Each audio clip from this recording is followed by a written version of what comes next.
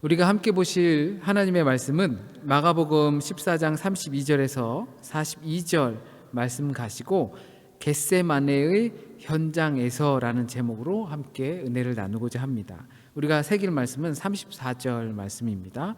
말씀하시되 내 마음이 심히 고민하여 죽게 되었으니 너희는 여기 머물러 깨어 있으라 하시고, 이 말씀을 우리가 새기면서 주님께서 오늘 이 시간 우리에게 주시는 말씀을 과연 무엇인지 생각할 수 있길 바랍니다.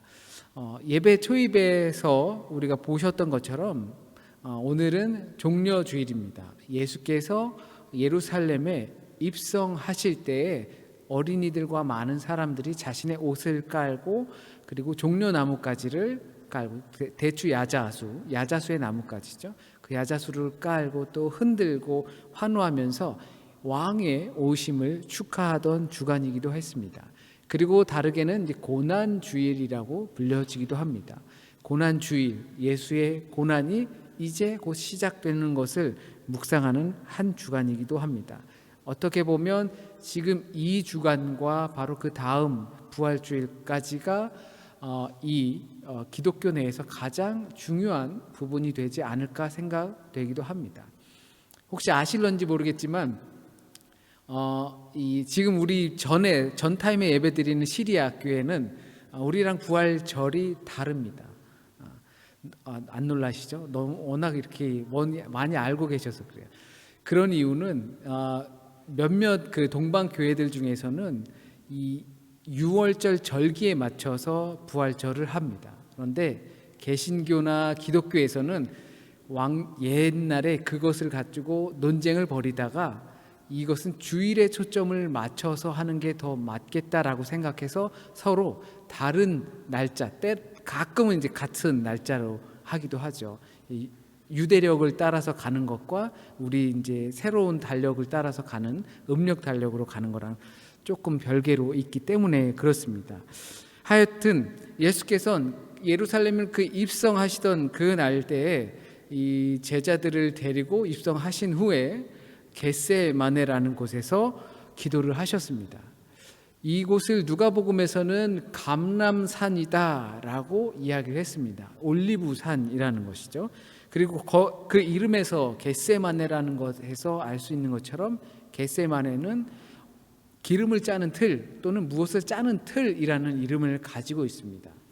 그러니까 감람산이라고 누가는 조금 은유적으로 표현을 했죠. 그곳에서 기름을 짜던 곳이었으니까요. 그러니까 이곳이 또 관광지로 많이 이용이 되기도 합니다. 많은 사람들이 그곳을 방문하고 또 예수께서 겟세마네 그 땀이 피처럼 보여지는 그 기도의 순간을 경험하기 위해서 가보기도 합니다.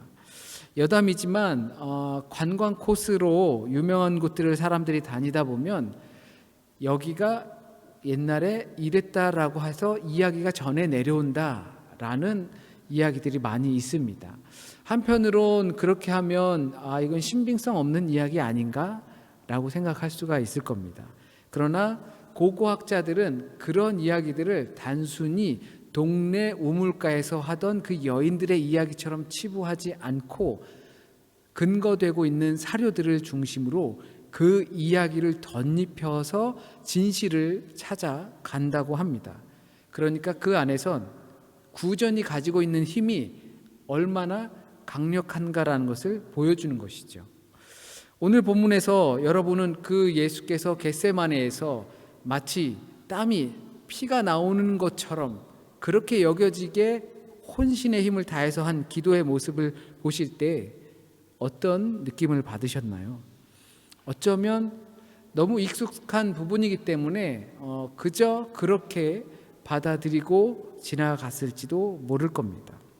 그러나 사람은 누구나 조금만 관심이 있으면 자신의 상황이 어떤가에 따라서 동일한 상황 또는 동일한 텍스트를 봤을 때도 작년과 올해의 나의 상황이 달라지기 때문에 다르게 받아들이고 다르게 판단할 수 있게 됩니다. 저는 이 본문을 볼 때 두 부류의 사람이 있다는 것을 보게 되었습니다. 예수처럼 기도하는 사람이 있고, 그리고 제자들처럼 태평하게 잠을 자는 사람들이 있다는 겁니다. 누구는 어떤 상황 속에서 기도를 하고 누구는 아무 생각이 없습니다. 그렇다면 왜 이와 같은 상반된 반응이 나타날까요? 어쩌면 예수께서 말씀하신 그 내용 가운데 팁도 하나 있습니다. 아빠, 아버지라고 부르는 그 하나님 아버지와 예수와의 관계. 그러나 제자들은 아직 그와 같은 관계에 있지 않다라는 것이죠. 이것은 남 이야기가 되면 감동이 없다라고 우리는 충분히 받아들일 수 있을 겁니다. 남의 이야기 들으면서 감동받긴 참 쉽지가 않아요. 내 이야기 할 때 내가 옛날에 어려웠던 역경들을 이겨냈을 때, 그리고 정말 기뻤던 일이 있을 때 그 이야기는 정말 감동적으로 설명할 수가 있는데, 남의 이야기를 들을 때 어느 정도 일정 부분 감동은 되지만 마치 내 이야기처럼 감동으로 다가오지는 않는다는 것을 우리는 너무나 잘 알고 있습니다. 그런데 이 예수와 이 제자들의 관계는 보통 관계는 사실 아닙니다. 기나 긴 시간 함께 동고동락을 했고, 그리고 심지어 내가 심히 고민되고 고통스럽고 힘들다, 여기서 깨어 있어라, 곧 나를 위해서 기도하라 라고 하는 것과 같은 거죠. 그리고 예수께서 얼마 안 가서 누가복음에서는 이것을 돌을 던져서 닿을 만한 곳이라고 표현을 하고 있습니다. 그러니까 제자들과 그렇게 멀리 떨어지지 않은 곳에서 예수께서 기도를 했을 때 들리지 않았을까라는 생각을 해봅니다. 그런데도 제자들은 아무렇지도 않게 잠을 잤다라는 것이죠. 관심의 문제가 아니었을까 생각해 봅니다. 타인의 문제에 대해서 정말 내 일처럼 관심을 갖고 있는가? 하나님을 사랑하는 것처럼 이웃을 사랑하라, 이것이 가장 큰 계명이다 라고 하신 예수님의 이 말씀처럼 사랑하는 것만이 아니라 타인의 아픔과 근심과 고민에 대해서 마치 내 고민인 것처럼 생각해야 하는데, 그렇지 못하니까 잠을 들게 되는 것이죠. 근데 그 부분에 있어서 이렇게 표현하고 있습니다. 제자들이 피곤했다. 유월절 식사를 마쳤어요. 소위 말하는 어떤 큰 맏며느리가 설 손님을 다 치른 거죠. 얼마나 피곤하겠어요. 그 정도 이상 가는 그런 피곤함이라고 생각해 보시죠. 제자들이 피곤해서 기도를 하지 못했다라는 겁니다. 누구나 충분히 이해할 수 있는 부분이 아닐까 생각해 봅니다. 우리에게도 그와 같은 경험이 있곤 하죠. 그래서 하품이랑 재채기랑 사랑은 감출 수 없다라고 하잖아요. 피곤한 건 감출 수 없어요. 몸이 피곤하면 소위 우리가 당연히 해야 할 경건도 깨지게 되어 있습니다. 눈이 감기고 열이 나고 배가 고프고 이러면 우리의 경건은 쉽게 무너지게 되어 있습니다. 기도, 말씀, 찬양, 예배 다 다음으로 미루게 되어 있는 것이죠. 왜? 피곤하니까요. 이 사실은 어쩌면 내일이 있다라는 것과 관련이 있지 않을까 생각해 봅니다. 오늘만 사는 사람에게는 내가 피곤해도 그것을 지금 내 앞에 있는 일들을 무시하고 넘어가지 못하죠. 왜냐하면 이거는 사라지고 말 테니까요. 내일이 없으니까요. 그런데 우리가 피곤하기 때문에 이것을 다음으로 넘길 수 있는 것은 내일이 여전히 우리에게 있으니까, 그러니까 그럴 수 있는 게 아닐까 생각해 봅니다. 신앙생활도 그 안에 비슷하게 벌어집니다. 기도하는 것, 말씀하는 것, 또 삶으로 찬양하는 것, 예배 드리는 것, 이것들이 피곤하니까 오늘은 조금 피곤해서 건너뛰더라도 내일이 있잖아, 다음 주가 있잖아, 내년이 있잖아. 우리에게 마치 그와 같은 시간이 있다 보니까 우리의 경건의 훈련이나 연습 시간들을 소홀히 할 수 있게 되는 게 아닌가 생각해 봅니다. 그렇다면 우리가 너무 잘 나가서, 내가 너무 인기가 많아서 나를 많이 사람들이 부르고 초대하고 그리고 나를 환영해 주어서 그런 것들 때문에 우리가 하나님과의 관계에서 소홀해질 수 있는 피곤함, 이것을 우리는 조심해야 될 것입니다. 이렇게 제자들은 너무 피곤해서 예수의 큰 관심에 관심을 보이지 못했습니다. 정작 스승이, 선생님이, 주님께서 관심 갖고 있는 부분에 관심을 보이지 못했습니다. 이렇게 표현합니다. 마음은 원했지만 육체가 그것을 따라주지 못했다. 모든 제자들이 그렇습니다. 이 마가복음에서는 베드로, 야고보, 요한, 지난주에 보았던 야고보와 요한, 문제가 되었던 늘 따라다니는 이 문제의 사람들이었어요. 그러면서도 충직한 사람들이었어요. 그런데 누가복음에서는 이 특정하지 않고 제자들이라고 말씀을 해주고 있습니다.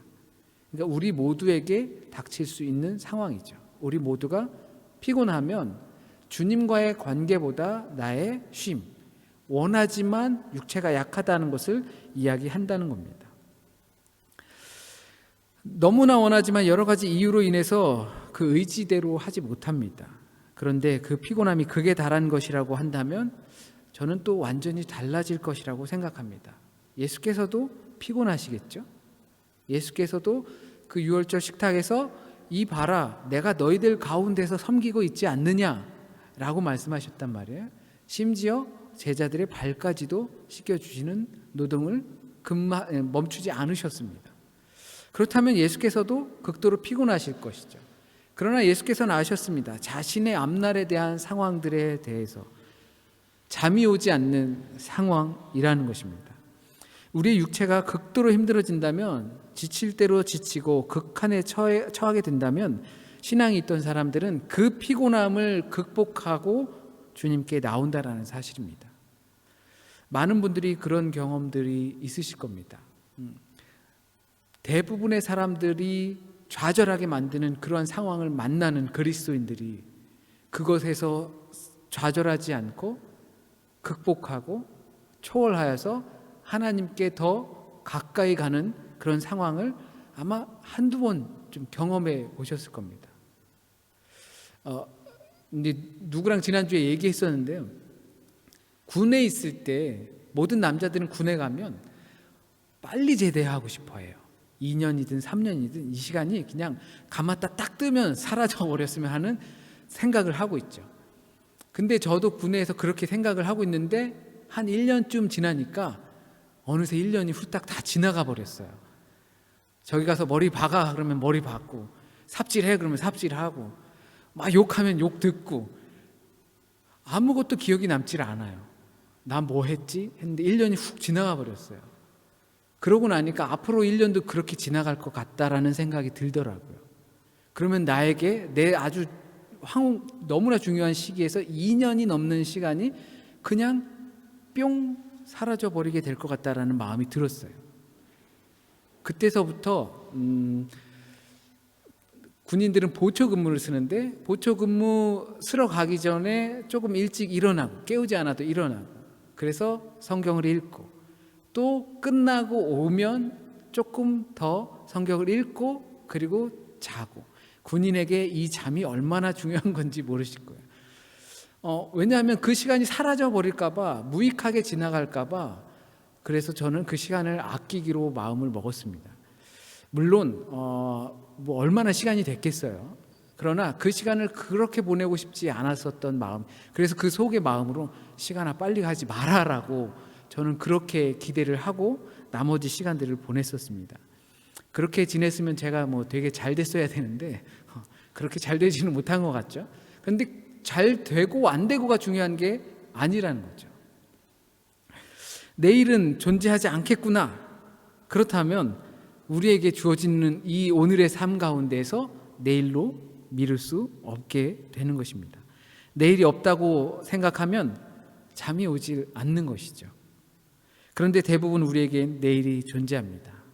그래서 신앙도 그렇게 될 수 있다는 것을 우리는 경계심을 갖고 대해야 합니다. 우리 인생은 피곤하죠. 힘들고 때로는 힘에 부칠 때도 있습니다. 나 하나 건사하기도 버겁고, 나의 피곤함 때문에 내 신앙 돌보기도 쉽지가 않습니다. 만약 내 피곤함, 내 신앙만 보고 있다면, 그것이 신앙이라고 생각한다면 우린 타인의 짐들을 쉽게 이해하지 못하게 될 것입니다. 나 하나 건사하기 정말 힘들지만 그렇다고 나만 생각하고 있으면 진정한 신앙 안으로 들어갈 수 없다라는 이야기입니다. 내 일도 하나 제대로 못하면서 남을 돌본다? 타인의 아픔에 관심을 갖는다는 것, 그것이 아닙니다. 내 피곤함을 신앙으로 돌볼 수 있는 자들이 그 상황을 초월하고 또 극복하여 타인의 어려움에 깊은 관심을 가질 수 있게 된다는 것입니다. 그래서 신앙생활을 하는 겁니다. 나 하나 어떤 어려움에서 정신승리하려고 하는 것이 아니라, 그 상황들을 초월하여 나에게서 끝나는 것이 아니라 타인에 대한 아픔과 슬픔에 관심을 갖기 위한 것입니다. 비록 내가 그것을 해결해 줄 수 없다 하더라도 그것이 하나님과 관계 있는 나로 인하여서 그들에게 때로는 위로가, 때로는 행복감이, 때로는 구원의 손길이 갈 수 있게 하는 것입니다. 그렇기 때문에 타인의 아픔에 관심이 없다는 것은 근본적으로 주님의 아픔에 관심이 없다라는 이야기가 되는 겁니다. 그래서 신앙이라는 것은 자신의 피곤함을 극복할 수 있는 경건과 또한 타인을 향한 관심으로 나아가게 되는 것입니다. 예수께서 이렇게 기도하는 모습들을 볼 때 참 쉽지 않은 기도를 하셨습니다. 그것은 아버지의 뜻대로 하옵소서. 그런데 이게 어디 쉬운가요? 또 우리 늘 신앙이 그렇죠. 쉬운 게 하나도 없습니다. 더군다나 내가 원하는 것을 포기하고 주님께서 원하시는 것이 있다면 그 뜻대로 하십시오, 제가 그것을 온전히 받아들입니다 라고 하는 것 참 쉽지 않습니다. 내적인 것과 외적인 것이 모두 동일하게 표현되어야 하기 때문입니다. 단순하게 겉으로만 그러는 것이 아니라 내 마음에 우러러 나와서 하나님의 뜻을 사모하는 데 있는 것입니다. 마음의 중심이 바르면 외적인 행동, 우리의 입술, 기도, 외치는 소리까지도 달라지는 것이 신앙입니다. 내 신앙을 잘 지키면 타인을 위한 행동도 변하겠죠. 그를 위해서 기도합니다.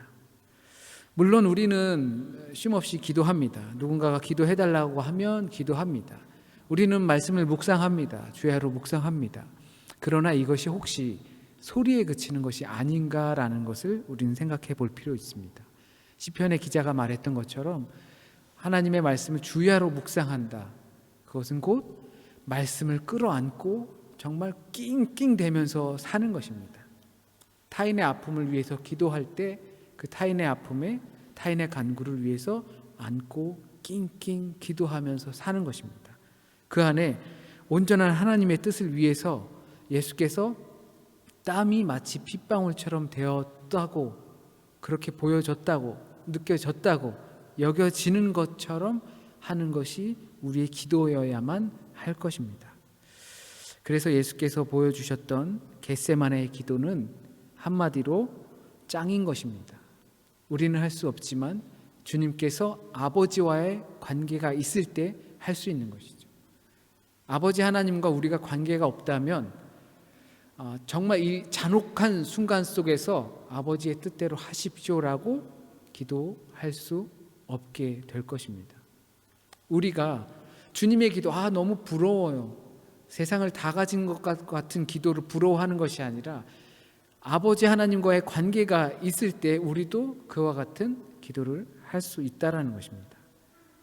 자신이 마셔야 하는 쓴 잔, 독이 든 성배, 이것을 마셔야 할 때 자신의 앞에 놓인 잔을 보시며 누구도 해결할 수 없는 홀로 선자로서의 절절한 기도를 내 능력으로는 되지 않고 아버지 하나님과의 관계 안에서 가능합니다. 우리가 기도를 한다고 하면 여러 가지 수사적인 표현, 아름다운 표현이 들어갈 수도 있고 피를 토하듯 한 열정적인 기도가 있을 수도 있습니다. 그러나 정말 절실할 때 우린 어떤 기도를 하는지 너무나 아실 겁니다. 악소리 외마디 기도입니다. 수만 마디의 말보다 단 한마디 표현입니다. 아마 저와 여러분이 다들 이와 같은 경험이 있으실 줄 압니다. 강도의 차이는 있을지 모르겠지만 그래도 그 외마디 한마디 기도로 하나님과 소통하는 것이죠. 바로 예수께서 그런 상황에 직면해 있으신 겁니다. 말씀드린 대로 겟세마네에서 예수께서는 아무도 해결해 줄 수 없는 마지막 상황에 직면하고 계신데, 그럴 때 주여 짜는 기도를 하셨고, 그 기도의 내용이 무엇인지 우리에게 매우 잘 알려져 있습니다. 우리가 무언가를 짜내면서 기도하는 것이 중요한 것이 아니라 그 외마디 하나를 얻기 위해 짜낸 것이 중요하다 생각합니다. 내 원이 아니고 아버지의 원대로 되길 기도하는 것은 자기 자신의 존재에 대한 완전한 부정이 될 것입니다. 이것이 얼마나 어려웠으면 예수께서도 3번씩이나 왔다 갔다 하시며 동일한 기도를 하셨다고 합니다. 제자들 기도 하나하나 체크하셨겠습니까? 아닐 겁니다. 이와 같이 동일한 기도를 계속 반복하시면서 할 정도로 쉽지 않은 기도입니다. 그리고 너무나 필요한 아버지 하나님과의 관계입니다. 아버지의 길을 유일한 선과 사랑의 길이라는 것에 대한 확신이 없다면, 하나님의 뜻이 나의 생각과 계획보다 우월하다는 것을 인정하지 못한다면 이와 같은 기도는 나올 수 없을 겁니다.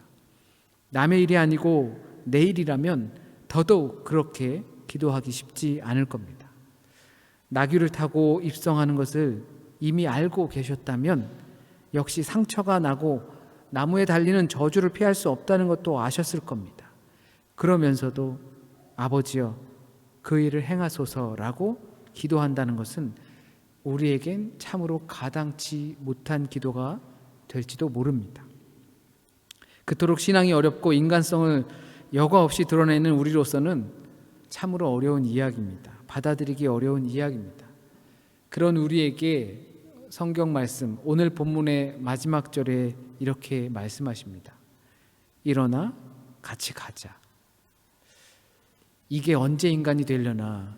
이게 언제 하나님의 제자가 되려나? 이 모양으론 진짜 잉여밖에 안 되는데, 그렇게 여길 수 있는 제자들의 모습이었습니다. 하나님의 나라에 관심이 없고, 그리고 그 시간에 주님은 심히 고통스럽고 내가 죽을 것 같다라는 표현을 하면서 그 자리를 떠났는데도 불구하고 잠이나 쿨쿨 자는 한심한 제자들이었습니다. 그런데 주님께서는 그러한 제자들에게 이제 때가 됐으니까 가자라고 말씀하십니다. 저와 여러분을 보시는 것 같지 않습니까? 어떻게 보면 내가 어디에 쓸모 있을까? 어느 부분에서 하나님의 역할을 할 수 있을까? 라고 생각될 때에 주님께서는 이와 같이 우리에게 말씀해 주십니다. 충분하다. 강하다. 내가 있다. 같이 가자. 저와 여러분께서 주님께서 이렇게 하시는 말씀이 오늘 이 시간에 들려지고, 그리고 이 자리를 나가서 각자의 삶의 자리에서 이 음성이 계속 메아리쳐 들렸으면 좋겠습니다. 여전히 잠자고 실패하고 실수하고 부족한 것 투성이 있는 나의 모습을 보는 것이 아니라 너면 괜찮아. 너의 존재가 필요해. 같이 가자 하시는 주님의 음성이 우리의 삶에서 메아리쳤으면 좋겠습니다. 기도드리겠습니다. 주님께 맡깁니다. 주님께서 하시는 것이기 때문에 주님께 맡깁니다. 아버지 하나님과 나의 삶이 더욱더 깊은 관계 속으로 들어가고 아버지 하나님의 것에 관심을 갖고 나의 신경이 그쪽을 향하며 그곳을 통하여서 아버지의 일을 내게 주어진 삶 가운데서 아주 작은 것부터 행할 수 있길 간절히 소원합니다. 주님께서 보시는 것처럼 인간적인 능력은 우리에게 아주 미약합니다. 그런데 거기에 관심 갖지 않게 하시고 주님의 음성과 주님께서 부르시는 그 소리와 그리고 나의 쓰임받는 그 자리를 생각할 수 있도록 인도하여 주세요. 연약하고 미약하고 또한 부족하고 내가 가지고 있는 것들이 점점 쇠약해져가는 상황 속에서 주님께서 우리에게 하시는 말씀, 내가 있다, 나는 강하다, 그리고 나는 네가 필요하다. 일어나 함께 가자. 그 말씀이 우리의 삶 속에서 메아리쳐 울릴 수 있도록 인도하여 주세요. 한 주간의 삶도 주님께 맡깁니다. 말씀을 묵상하며 고난주간의 시간을 보낼 때 주님께서 그 찾는 이들에게 들려주시는 음성이 생생하게 들려지는 한 주간이 될 수 있길 간절히 소원합니다. 그리하여 부활의 기쁨을 우리 함께 누릴 수 있게 인도하여 주세요. 나만 기쁜 것이 아니라 함께 기쁠 수 있게 인도하여 주세요. 내 것을 드려 기뻐할 수 있게 도와주세요. 모든 말씀 우리 주님 예수 그리스도의 이름으로 기도드립니다. 아멘.